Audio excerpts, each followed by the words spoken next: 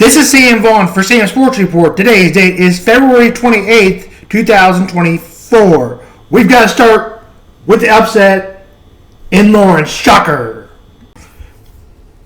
Kansas snaps a 19-game winning streak to an unranked BYU team who was ranked right before losing to Kansas State.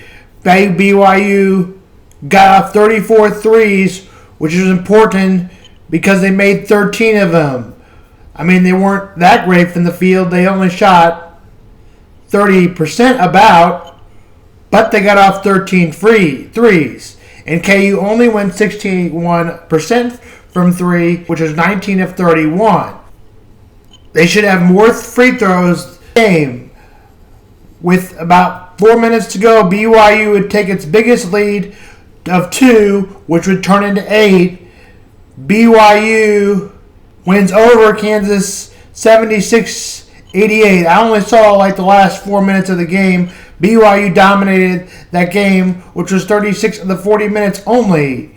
But I watched the game and I was like, BYU dominated, right? No, well, I didn't watch the whole game, obviously, because KU led for most of 36 minutes.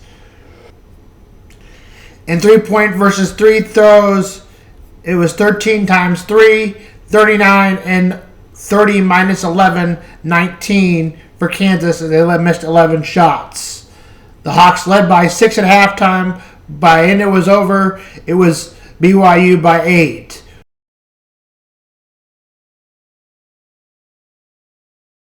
Victims of everyday gun violence feel the impact far beyond physical wounds. When you think about the devastating impacts of being a victim of a violent crime or experiencing trauma, that includes job loss, that includes financial debt, that includes PTSD, housing insecurity, isolation, and also compromised health as well. Aswat Thomas is the Vice President of Alliance for Safety and Justice. He works to provide mental health and social services for people of color impacted by gun violence. Those communities, have been neglected, haven't had access to mental health services, haven't had access to things that help stop the cycle of violence. You often have to, travel up to 40 minutes or an hour on public transportation just to get mental health services. Black communities are disproportionately affected by everyday gun violence. Black Americans experience gun assault injuries at a rate 18 times higher than white Americans. Studies also show rates of stress, PTSD, and grief are higher within these communities. Thomas was also a victim of gun violence. He was shot twice in the back during an attempted robbery when he was 26 years old, effectively ending his basketball career. When I became a victim of gun violence, I was released from the hospital back into the same community where I was shot, not connected to any services or resources. When I found out that the young man who shot me was also a victim of gun violence 4 years prior, I also found out that he did not get access to services or resources. So many survivors across the country doesn't have a place to go in their community to access comprehensive mental health support, victim services, and also assistance with navigating the criminal justice system. 9 out of 10 gun violence survivors report experiencing trauma, while 49% of survivors report needing legal assistance. We see this as a huge opportunity to invest more in the trauma recovery center model, which is that breakthrough comprehensive. It's an evidence-based model that was designed to meet the needs of crime survivors in those hardest to reach communities.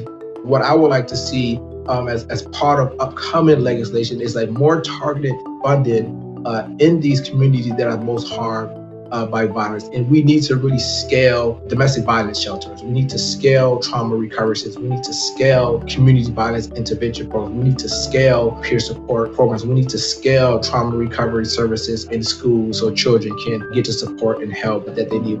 The Alliance for Safety and Justice has partnered with other organizations to open trauma recovery centers throughout the country, which offer free therapy, case management, and legal assistance for victims of gun violence. The more that we can include the voices of survivors at policy-making tables, the more we can fund in these programs, the better that we'll be in the future. To one day, we're not talking about gun safety. We're talking about how our country is thriving. Today's date is Wednesday, February 28th, 2024.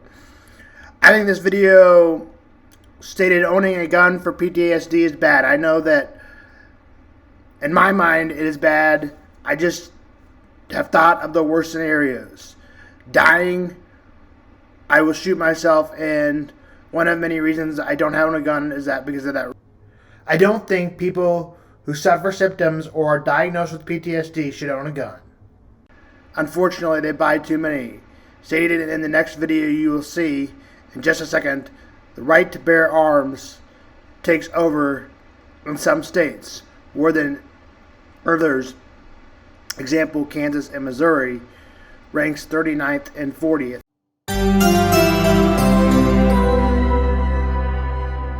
Restricting gun ownership for veterans judged mentally ill is a controversial subject that is being debated across our country and even in the halls of Congress.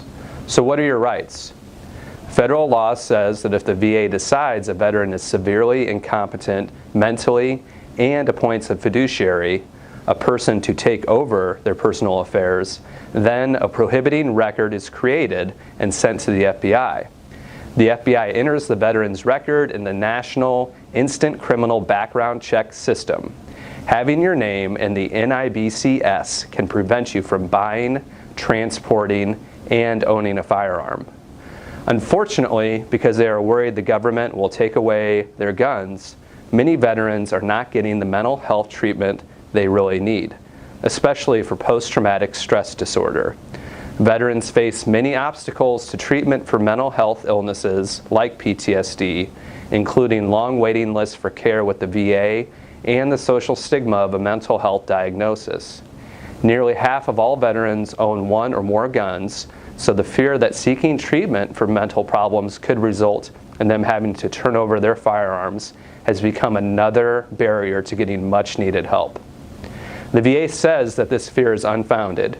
Your guns will not be taken away just because of a diagnosis of a condition like PTSD.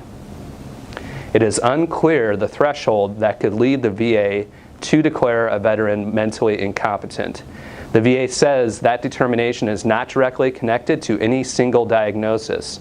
But any way you look at it, this remains a murky, complicated, and controversial issue.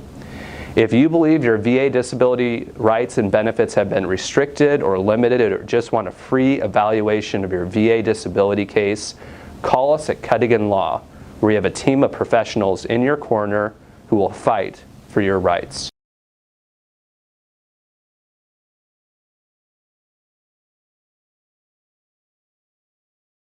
Gun ownership veterans with mental health issues, and it's common for point of concern.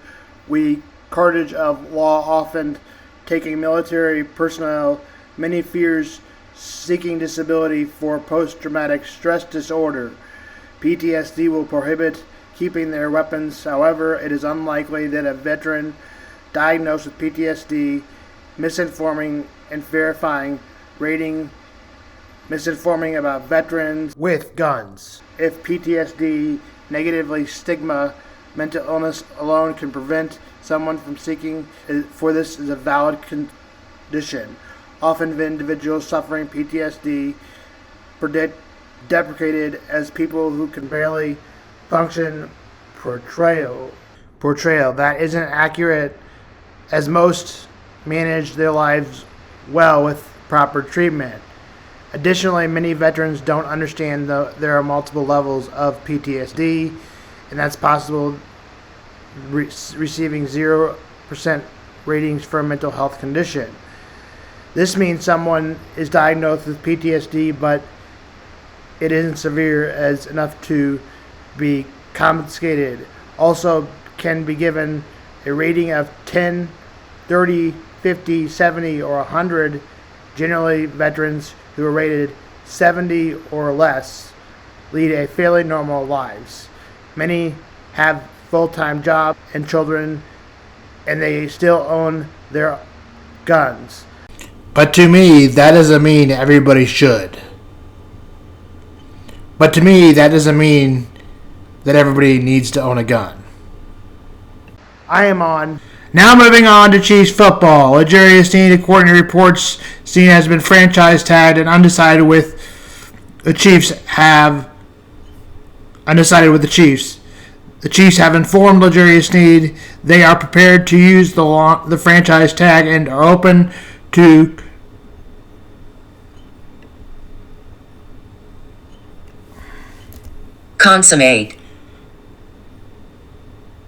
compensate trade it if no longer a long-term deal is reached. Per sources say Sneed is agreeable to scenario where the Chiefs trade him unless the Chiefs get a long-term deal with him. He says, pay me.